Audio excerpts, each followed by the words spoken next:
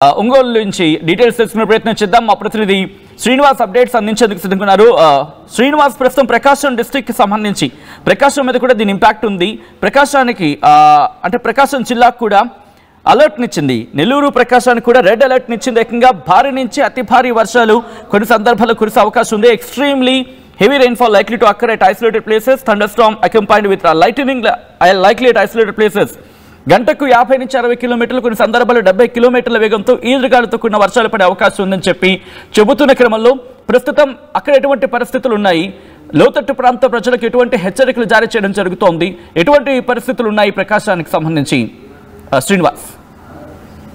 సచిన్, ప్రస్తుతం ఉన్నటువంటి ఈ తుఫాను నేపథ్యంలో కూడా జిల్లా అధికార యంత్రాంగం పూర్తిగా అప్రమత్తమైంది అని చెప్పుకోవచ్చు. ఎందుకంటే ముత్తా తుఫాను ఎఫెక్టెడ్ నుంచి కొన్ని విషయాలు తెలుసుకున్నటువంటి అధికార యంత్రాంగం తర్వాత వచ్చినటువంటి 2 తుఫాన్లు కూడా నుంచి కూడా కొంత ప్రమాదం తప్పింది అనే ఆలోచన నేపథ్యంలో ఇప్పుడు నవంబర్ చివరి రోజుల్లో వస్తున్నటువంటి ఈ తుఫాను దీనికి ద్వితాబు అని ఒక నామకరణం కూడా చేసిన నేపథ్యంలో ఇది రోజు గంట కూడా ఇది దిశ మార్చుకొని వస్తున్న నేపథ్యంలో అధికార యంత్రాంగం పూర్తిగా అప్రమత్తమయ్యారని చెప్పుకోవచ్చు సచిన్. ఎందుకంటే బంగాళాఖాతంలో ఏర్పడిన ఇది వాయుగుండం పూర్తిగా తుఫాన్ కూడా మారింది. ఇది కొన్ని గంటల్లోనే తీరం దాటవచ్చు. అంటే దానికి 24 గంటల 48 గంటలు అని చెప్పేసి అధికారుల సమయం కేటాయిస్తారు. కాకపోతే ఇది పూర్తిగా ఈ తుఫాను ఏర్పడినప్పుడు మొదటగా తమిళనాడుకి ఎక్కువ ఎఫెక్ట్ ఉంటుందని చెప్పేసి అధికారులు అనుకున్నారు. కానీ దాని దిశ గంటకి మార్చుకున్న నేపథ్యంలో కూడా దీని ఎఫెక్ట్ చిత్తూరు, అదేవిధంగా అన్నమయ్య, ప్రకాశం, నెల్లూరు, కడప పరిసర ప్రాంతాల్లో కూడా ఈ చుట్టుపక్కల ఏరియా కూడా పూర్తిగా దీని ఎఫెక్ట్ అయితే ఉండే అవకాశం ఉన్న నేపథ్యంలో కూడా ఇప్పటికే వాతావరణ శాఖ హెచ్చరిక నేపథ్యంలో అన్ని పోర్టులో కూడా 2వ ప్రమాద హెచ్చరిక కూడా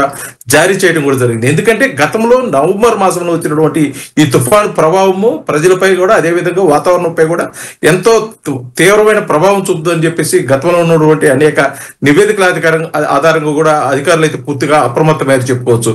ఇప్పటికే మత్స్యకారులు వేటకు వెళ్ళొద్దని చెప్పేసి సూచనలు కూడా జరిగింది. శ్రీకాకుళం నుంచి నెల్లూరు చివరి వరకు అంటే తుని తడ వరకు కూడా పూర్తిగా ఎవరు కూడా మత్స్యకారులు వేటకు వెళ్ళొద్దని చెప్పేసి అధికారులు అయితే ఆదేశాలు ఇవ్వడం కూడా జరిగింది. దానికి సంబంధించి అధికారులు కూడా అక్కడ పహారా కాస్తున్న పరిస్థితి కూడా ఉంది. కాకపోతే మత్స్యకారులు ఇప్పటికే కొన్ని తుఫాన్ల కారణంగా మేము వేటకి వెళ్ళలేక జీవనోపాధి ఇబ్బందికరంగా ఉందన్న పరిస్థితుల్లో కూడా వారికి కూడా నచ్చ చెప్పి వారు గ్రామ పెద్దలైతున్న వారితో కూడా కూర్చోబెట్టి మాట్లాడుతున్న పరిస్థితి కనిపిస్తుంది. ఎందుకంటే తుఫాన్ నేపథ్యంలో అంటే ఈ వేటకు వెళ్ళకపోతే జరిగే నష్టం కంటే కూడా తుఫాన్ నేపథ్యంలో ఏదైనా అనుకోని సంఘటనలు జరిగితే ప్రమాదం అధికంగా ఉంటుంది. కాబట్టి ఒకసారి అధికారుల మాట కూడా వినాలని చెప్పేసి గ్రామస్తులకు కూడా తెలియజేసిన పరిస్థితి ఇది కొంతకాలం నుంచి కొనసాగుతుంది. కాకపోతే ఈ తుఫాను ఎప్పుడు తీరం దాటుతుంది, దీని ప్రభావం ఇంకా ఎన్ని రోజులు ఉంటుంది అని చెప్పేసి కూడా వాతావరణ శాఖ ఇచ్చే సూచనల ఆధారంగా కూడా అధికారులు ఎప్పటికప్పుడు వారు భద్రతా ప్రమాణాలు మార్చుకుంటూ వెళ్తున్న పరిస్థితి. కానీ ఏదైనప్పటికీ తుఫాన్ తీరం దాటి దీని ప్రభావం ఈ ప్రాంతాల మీద లేదు అని చెప్పేంత వరకు కూడా ప్రజలైతే అప్రమత్తంగా ఉండాలి. ముఖ్యంగా తీర ప్రాంత ప్రజలు చాలా జాగ్రత్తగా ఉండాలని చెప్పేసి కూడా చెప్పడం జరిగింది.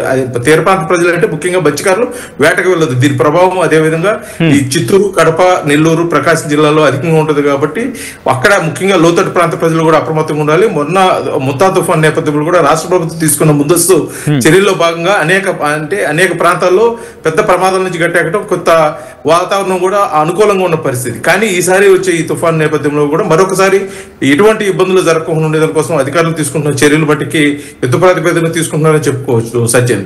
ఇదే నేపథ్యంలో ఇప్పుడు ఈ తుఫాను నేపథ్యం దీని ప్రభావం ఏ విధంగా ఉండబోతుంది, కాకపోతే ఎప్పుడు ఇది తీరం దాటిపోతుంది అనేది బట్టి ఇది పెద్ద ప్రశ్నగా మారింది. అది వాతావరణ శాఖ ఎప్పటికంటే గంటకి కూడా బులెటిన్ ఇస్తున్న నేపథ్యంలో కూడా అధికారులు దానికి సంబంధించి పూర్తిగా కూడా అప్రమత్తం సంగతి. ఇప్పటికే కొన్ని ప్రాంతాల్లో అంటే ముఖ్యంగా ఏదైతే తుఫాను ప్రభావిత ప్రాంతాలు అయితే ఉంటాయి అంటే లోతట్టు ప్రాంతాలు, అదేవిధంగా వాగులు వంకలు పొర్లే ప్రాంతాలు, అదేవిధంగా సముద్ర ప్రాంతాల్లో కూడా ఎస్డిఆర్ఎఫ్ అదేవిధంగా ఎన్డీఆర్ఎఫ్ సిబ్బందిని కూడా అలర్ట్ చేయడం జరిగింది. మెరైన్ రిక్వెస్ట్ శ్రీనివాస్, ఒక్కసారి మీరు అండ్ అలాగే సురేష్ లైన్ ఉండే ప్రయత్నించండి. కొద్దిసేపటి క్రితం భారత వాతావరణ శాఖ ఇచ్చిన రిపోర్ట్ ను బేస్ చేసుకుని Andhra Pradesh state disaster management authority tweet చేసింది. ఆ ట్వీట్ నేను చూపించే ప్రయత్నం చేస్తున్నాను. Andhra Pradesh state disaster management authority, Andhra Pradesh రాష్ట్ర విపత్తు నిర్వహణ సంస్థ ట్వీట్ చేసింది. ఆ ట్వీట్ ని మీరు చూస్తున్నారు ఆర్టీవీ స్క్రీన్ మీద. నైరుతి బంగాళాఖాతం అలాగే నైరుతి బంగాళాఖాతాన్ని ఆనుకుని ఉన్న శ్రీలంక తీరంలో తుఫాను అంటూ కూడా రాష్ట్ర విపత్తు నిర్వహణ సంస్థ చెప్పుకొచ్చింది. మీరు చూడొచ్చు తుఫాన్ అని చెప్పుకొచ్చింది ఆంధ్రప్రదేశ్ రాష్ట్ర విపత్తు నిర్వహణ సంస్థ, అంటే Andhra Pradesh state disaster management authority చెప్పుకొచ్చిన ఆ క్రమాన్ని మీరు చూస్తున్నారు. ఈ తుఫానికి దిత్వాగా నామకరణం చేయడం జరిగింది. ఉత్తర తమిళనాడు పుదుచ్చేరి ఆనుకుని ఉన్న దక్షిణ కోస్తా తీరాలకు గడిచిన 6 గంటల్లో 15 కిలోమీటర్ల వేగంతో కదులుతోంది ఈ తుఫాన్ అంటూ కూడా ఆంధ్రప్రదేశ్ రాష్ట్ర విపత్తు నిర్వహణ సంస్థ చెప్పుకొచ్చింది. ఆ మ్యాప్ లో చూపించే ప్రయత్నం చేస్తాను. ఆ డైరెక్షన్స్ మీరు చూస్తే కనుక ఇదిగోండి, ప్రస్తుతం ఎక్కడుందో మీరు గమనించవచ్చు. ప్రస్తుతం శ్రీలంక మీద దీని ప్రభావాన్ని చూపిస్తోంది.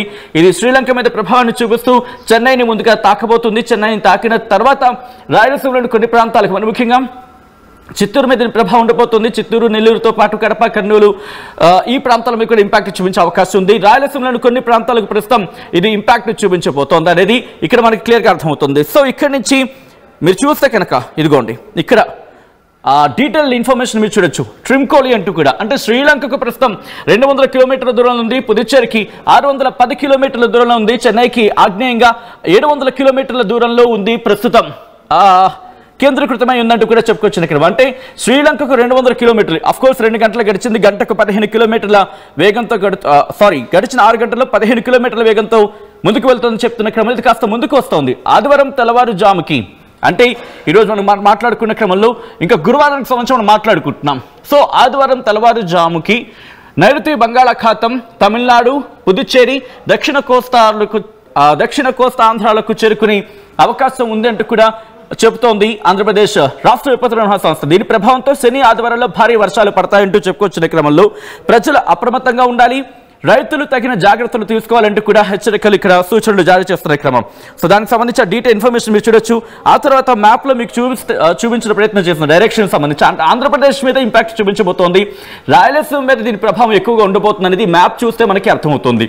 సో ఆ తుఫానుకి సంబంధించిన డైరెక్షన్ ప్రస్తుతం ఎక్కడి వరకు ఉంది, ఎలా వెళుతోంది, ఎక్కడి వరకు వెళ్తోంది అనేది మనం చూసే ప్రయత్నం చేస్తున్నాం. ఒక్కసారి నేను మళ్ళీ మా ప్రతినిధులు సురేష్ అలాగే శ్రీనివాస్ గారికి వెళ్ళే ప్రయత్నం చేస్తాను. ప్రస్తుతం ఎటువంటి సిచ్యువేషన్స్ ఉన్నాయి, ఎటువంటి అలర్ట్ ఉంది, ఎందుకంటే చెన్నైని తాకిన తర్వాత ఇటు చిత్తూరుని తాకే అవకాశం కనిపిస్తోంది. కాబట్టి శని, ఆదివారం ఇంకొక రోజు మాత్రమే ఉంది. ఇది మిమ్మల్ని భయపెట్టడానికి వార్త కాదు, మిమ్మల్ని జాగ్రత్త చేసేందుకు చెబుతున్న మాట తప్ప మిమ్మల్ని భయభ్రాంతులకు గురి చేయడం ఆర్టీవీ ఉద్దేశం కాదు. తగిన జాగ్రత్తలు అలాగే సూచనలు తీసుకుంటారని చెప్పి మీకు చెప్పడం జరుగుతోంది. సో ఈ క్రమంలో ఒకసారి నేను సురేష్ దగ్గరికి వెళ్ళే ప్రయత్నం చేస్తున్నాను.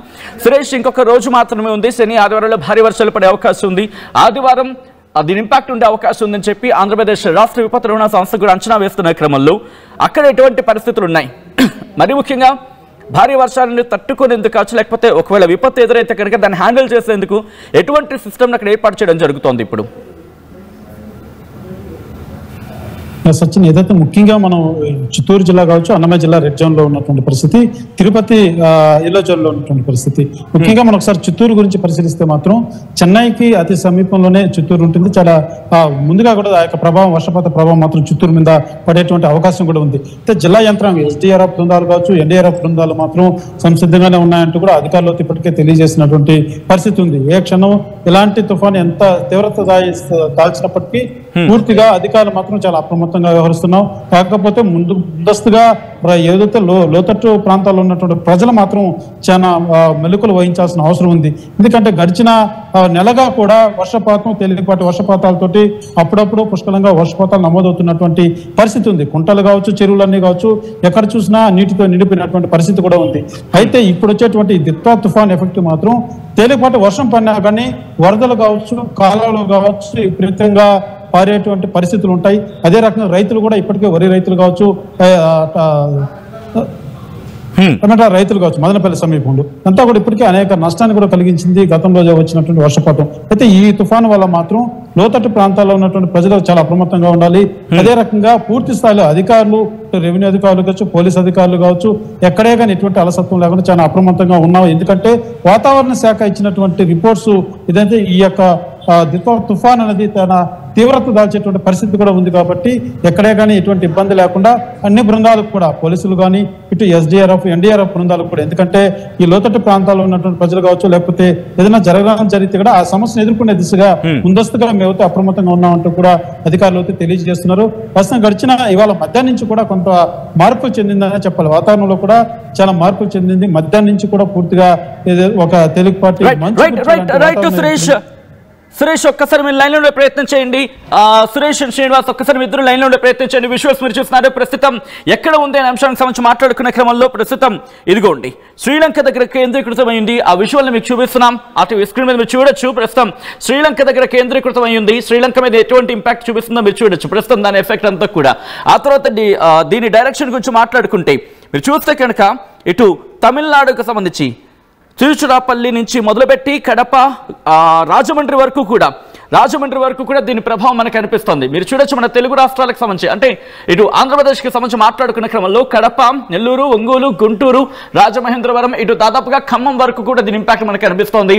దాంతోపాటు మరికొన్ని ప్రాంతాల మీద దీని ఇంపాక్ట్ మనకి కనిపిస్తోంది. కాబట్టి కాస్త జాగ్రత్తగా ఉండే ప్రయత్నం చేయండి. ఇది మిమ్మల్ని భయపెట్టడానికి కాదు, ఇంకొకసారి చెప్పడం జరుగుతుంది. ఇది మిమ్మల్ని భయపెట్టడం కోసం కాదు, మిమ్మల్ని కాస్త జాగ్రత్త పరచడంలో భాగంగా ఈ కథనం చూపించడం జరుగుతుంది తప్ప మిమ్మల్ని భయపెట్టే ఉద్దేశం ఆర్టీవీకి లేదు, ఉండదు. కానీ ఇటువంటి కథనాలు చూసినప్పుడు కాస్త భయానకులైన అవకాశం ఉంటుంటుంది. కాబట్టి దీనికి సంబంధించిన జాగ్రత్తలు తీసుకోవాలని ఆర్టీవీ సూచించడం జరుగుతుంది. This is our distributing content, video description is advice. So ఈ క్రమంలో మీ ప్రాంతాల్లో ఎటువంటి వాతావరణ పరిస్థితులు అనేది ఒకసారి మీరు కమెంట్ చేసే ప్రయత్నం చేయండి. వెదర్ అప్డేట్ కి సంబంధించిన ఆ బ్రేకింగ్ న్యూస్ ఒకసారి చూడండి.